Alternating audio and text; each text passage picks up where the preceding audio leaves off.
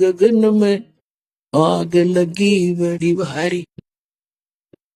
भाई ब्रह्मा जल गया, विष्णु जल गया, जो शंकर चढ़ा लटाधारी।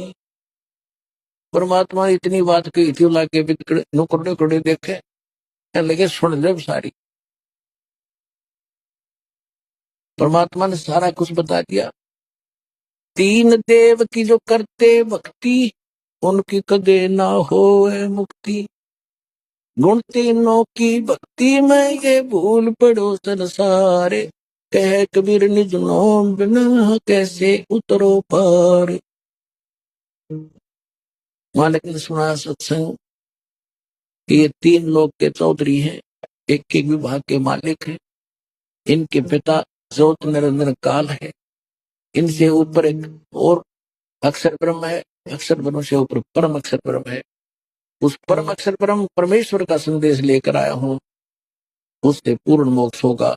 कि ब्रह्मा विष्णु महेश भी नाशवान है।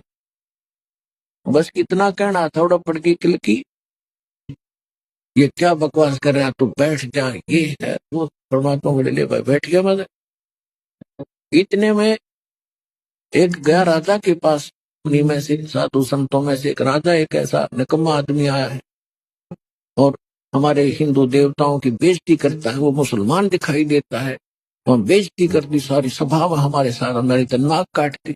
राजा ने कहा एक नौकर भेजा, सिपाही खड़ीदार बोला, उन्हें लठाड़े डंडा लेके अगला उसको पकड़ के उसको बुला के लाओ। लेकिन राजा डरा करते थे, साधु संत के खसा नहीं करते। तो उसने कहा था उसको बुला के लाओ भाई, कौन है। तो उसने कहा, सिपाही ने जाकर कहा कि महाराज जी आपको याद करते भगत जी, आपको राजा बुला रहे हैं। परमात्मा बोले भाई राजा ने गरज होगी तो यहाँ आ जाएगा, वरना राजा से कोई काम नहीं। राजा को मेरे से काम है तो यहाँ आ जाए। अब यह बात सुनकर वो फिर दो तीन और साथ के श्री उस सिपाही के और नमक मिर्च लगा के राजा को कहा कि वो तीनों क्या उसको गरज होती यहाँ आ जाएगी। अब इस बात से उसको ईमान होते हैं, राजा से बालक नहीं होते। उसने इतना तो महसूस किया कि कोई आम भगत और संत नहीं है।